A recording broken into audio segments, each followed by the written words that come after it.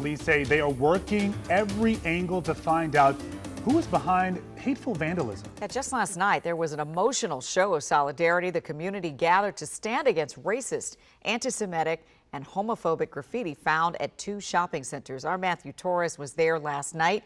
Matthew, you're here tonight. Yeah, and Matthew, we know you spoke with the sheriff as well, and he's hoping that students might be able to help. Well, first off, Lorenzo, the sheriff says it's still too early to determine if kids are actually behind this hateful graffiti. But the last time the county actually did something to address this years ago, the teens were actually responsible for that. That was years ago. Sheriff Mike Chapman says the two incidents since Friday in South Riding and Dulles Landing could be connected.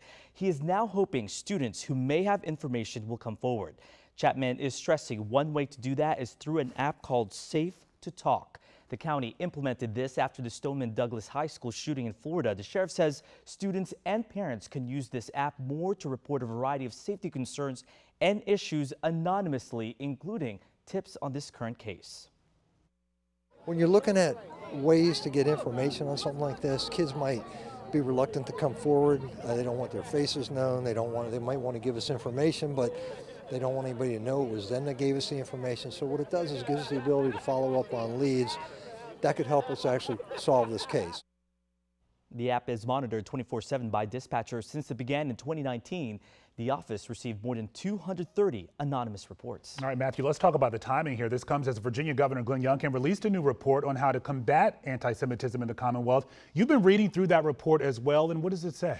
Well, Lorenzo, it says although Virginia is not among the worst states for anti-Semitic incidents, it's also not among the best. Just last year, there were 411 incidents reported, up by 71% from the year before. Governor Glenn Youngkin created a commission to combat anti-Semitism as one of his first executive orders. The commission just released a report with 21 recommendations for schools, law enforcement, and lawmakers. Take a look. Among them include requiring law enforcement to collect data on hate crimes and expanding training, creating a system for schools to report cases of anti-Semitism, enhancing information about anti-Semitism and the Holocaust in the standards of learning, and expanding curriculums to include Judaism in world history and requiring schools to recognize Jewish holidays, and supporting youth initiatives to mitigate radicalization.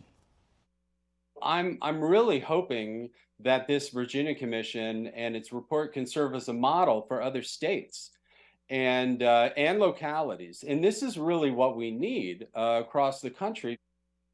And that rabbi you saw there is actually one of the members of this commission who says this is hoping that the report will be a precedent, set a new standard for localities.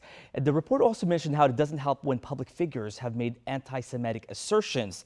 It said even a former president recently met with two notorious anti-Semites. That commission indirectly calling out former President Donald Trump, who recently met with Kanye West and far-right extremist Nick Fuentes.